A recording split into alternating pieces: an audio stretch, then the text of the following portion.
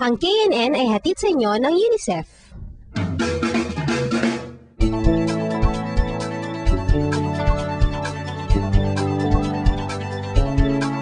Kapag sinabing Mountain Province, anong unang pumapasok sa isip ninyo? Ito, may mga estudyante, tanongin natin sila. Ayan, magandang umaga. Kapag sinabi bang Mountain Province, ano yung unang pumapasok sa isip ninyo? Sa akin po, ang una kong naisip ay yung mga pangkatetniko po na naninirahan dito. Tulad na lamang po na Ifugao, meron silang sariling kultura. At hindi lang po basta kultura, kundi isang napakayaman na kultura na masasabi naman po natin na pwede po natin ipagmalaki. Isang napakayaman na kultura. Meron po silang sariling sining, sariling musika, sariling panitikan. Ngunit katulad din po natin ng mga Pilipino na naghahangad ng katiwasihan sa ating bansa. Wow! Galing ng sagot niya. Ikaw naman, ano tingin mo? Ako naman po, naiisip ko yung rice terraces dun po sa lugar na yon.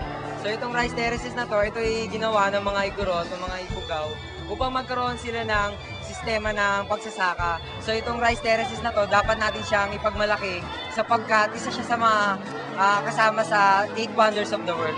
Wow! Ang husay ng mga estudyante ng Rondon. At tara dyan, magkakaroon kayo ng KNN notebook.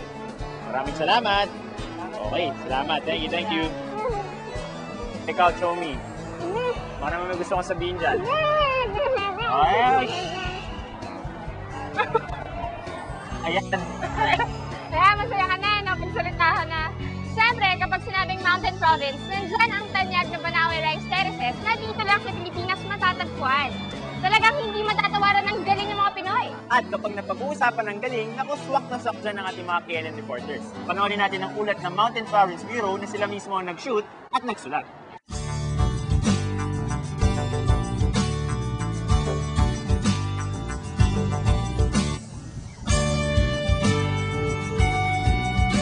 Mountain Province, like its neighboring province of Ifugao, is famous for its majestic and centuries-old terraces. These rice terraces were built by our forefathers hundreds of years ago. Nangkakutan just tayo kasi isang matsunsin ang ako. At sikutong nanlaong sikutong na inalalanid na amamit bungod. Sikutong siya inalalanid sa inalalanid sa tayo.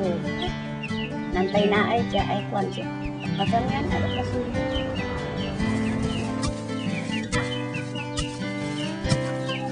Mulai si Julitas, naisuotang niya sa atigigan pa sa Bitcoin. These days, the rice terraces serve as a reminder of the exuberance and vitality of the early mountain people. Built on mountain sides, hills, and ranges, the Igorot forefathers crafted the rice terraces by piling stones on top of one another to make rice paddies.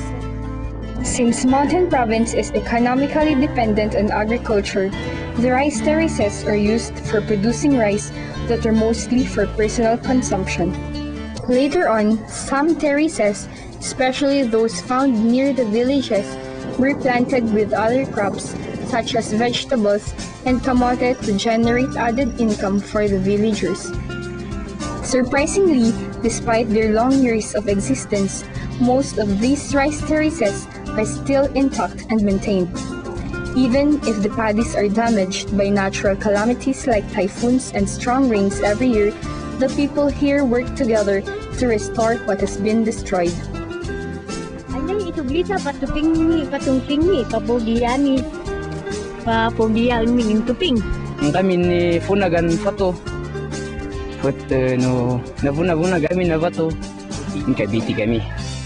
Many believe that these man-made wonders have to be preserved. Para sa akin, kailangan natin i-preserve ito dahil inanan natin ito sa ating mga because they are beauty spots and are considered tourist spots. When tourists come in our province, they buy local products and this is income.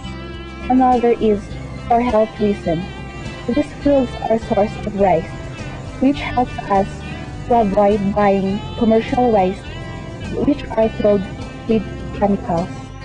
Still, there are others among the youth who do not feel the same way. For me, There's no need to preserve these rice terraces because at present the population here in Mountain Province, especially here in Bontoc, is increasing.